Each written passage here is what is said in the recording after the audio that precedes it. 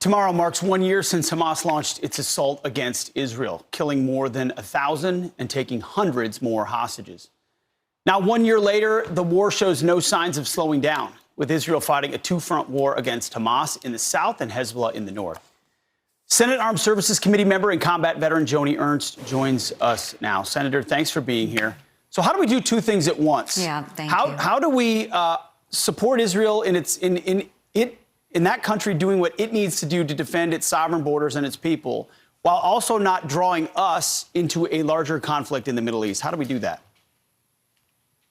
Well, Pete, thank you so much. And this is extremely important because I'm sitting here in Red Oak, Iowa. It's a beautiful day in the middle of harvest.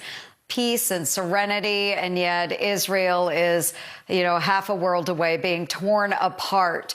What can we do? We can continue to support Israel. They have the drive and desire to go after Hezbollah, to make sure that Hamas is decimated. They want to push back on Iran. And I think, again, it's extremely important that we continue to provide them the means to push back against these nefarious entities that exist throughout the Middle East that are backed by Iran. Stability is important. We can also use soft power. We know that during Trump's administration, the Abraham Accords provided that peace and stability in the Middle East. We can return to that once again, but we have to have American leadership that is willing to be involved, to broker peace deals, and that's exactly what President Trump did. Do you think possibly this specter of conflict with Iran, with Israel, could actually push them further out into the periphery and Israel closer to a peace deal with Saudi Arabia? I mean, you never know how these things are ultimately going to play out. Peace would be what we want. Has Israel opened that door, or excuse me, Iran, with their aggression, opened that door back up?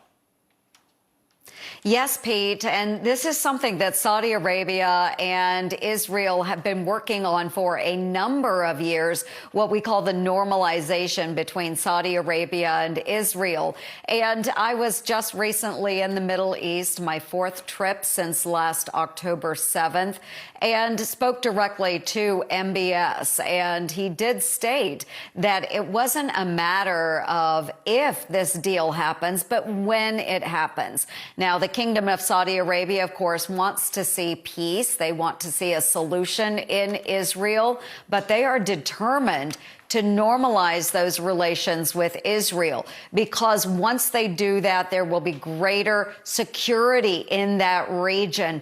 All of these Arab partners in the Middle East, those partners with Israel in the Abraham Accords, they all see Iran as the great threat to their prosperity. So they all want to come together. The kingdom wants to be involved in this as well. And I think Iran has pushed them much, much closer to Israel.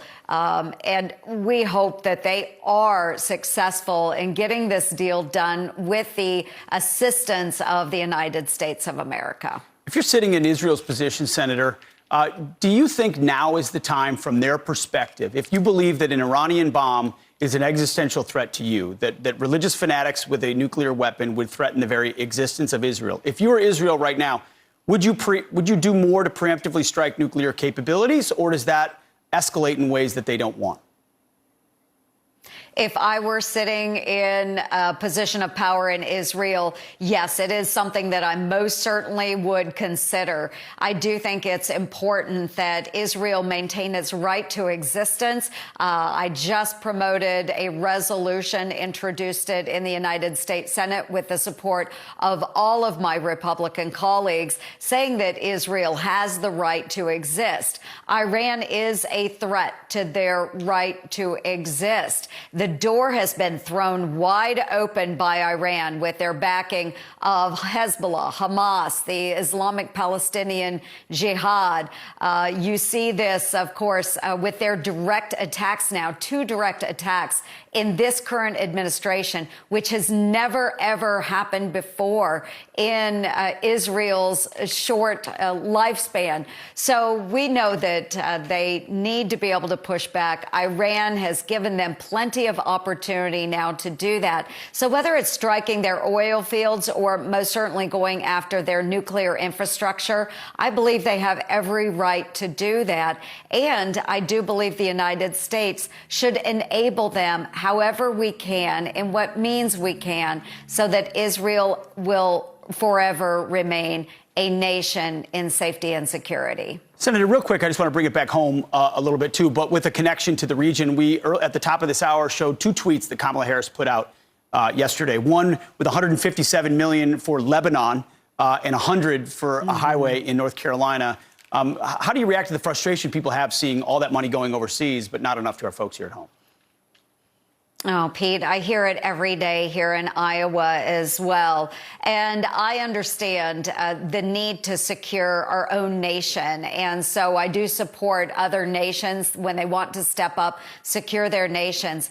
But when we're sending so much humanitarian aid to other nations that we're not able to provide for the humanitarian needs of our own citizens, this is a big issue. Our taxpayers work very, very hard. We need to take care of America first. Absolutely. Senator Joni Ernst, thank you for your time. Enjoy the harvest season. Beautiful. Thanks, Pete, Thank you. so much. You got it.